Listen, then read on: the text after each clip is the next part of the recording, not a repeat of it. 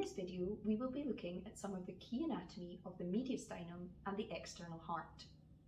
The heart and the roots of the great vessels are contained within a thoracic compartment called the middle mediastinum.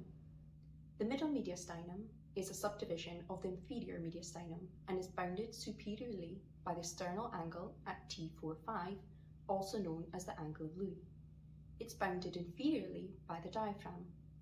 The lateral boundaries are the pleural sacs of the lungs, and the anterior and posterior boundaries are the pericardium. The heart is enclosed in a fibrous pericardial sac.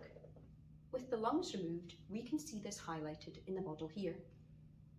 This pericardial sac is continuous with the great vessel superiorly, and so the heart is essentially suspended within it. Inferiorly, the pericardial sac is fused with the central tendon of the diaphragm, and so the heart will move superiorly and inferiorly during respiration. This movement can cause cyclical variations in cardiac output and heart rate during respiration, and you may well see this on an ECG. The pericardium contains a small amount of fluid, up to 50 mL in a normal healthy individual, but this can grossly expand in disease states. The indistensibility of the outer layer of the pericardium means that if fluid accumulates during disease states, for example acute pericarditis or a penetrating chest trauma, this fluid can compress the heart and cardiac tamponade can develop. Cardiac tamponade is life-threatening because of reductions in cardiac output and stroke volume. The treatment of cardiac tamponade is pericardiocentesis, which is essentially needle aspiration of the high-pressure pericardial fluid. In this model of the heart in situ, you can see the external surfaces of the heart. On our left of the heart, you will find the right auricle and right atrium. Moving medially, the anterior surface is the anterior wall of the right ventricle. The left ventricle is lateral of this and contributes to the anterior surface of the heart, the left pulmonary surface and part of the diaphragmatic surface.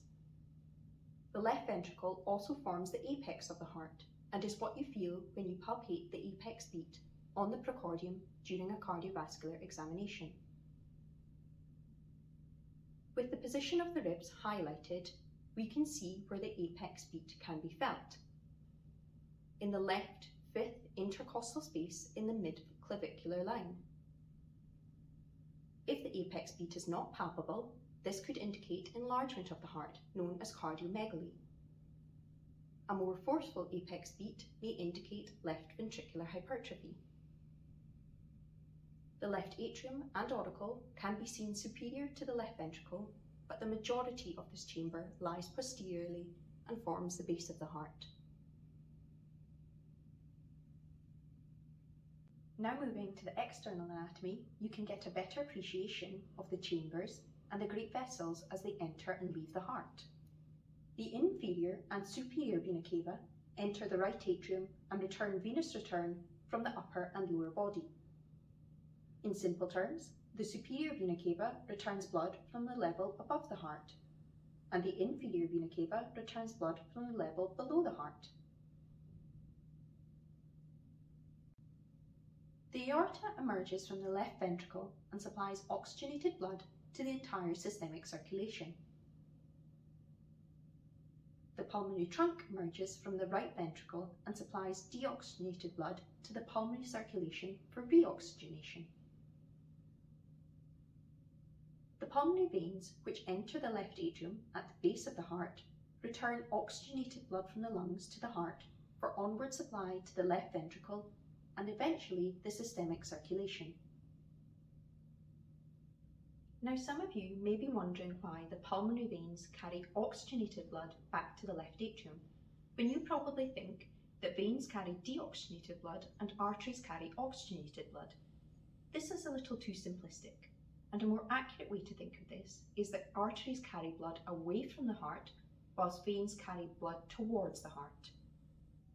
In this video, we introduced the external anatomy of the heart, discussed the chambers which contribute to each surface, and identified the area of the left ventricle which can be palpated on cardiovascular examination. We also introduced the mediastinum and the pericardium and the role the pericardium may play in disease.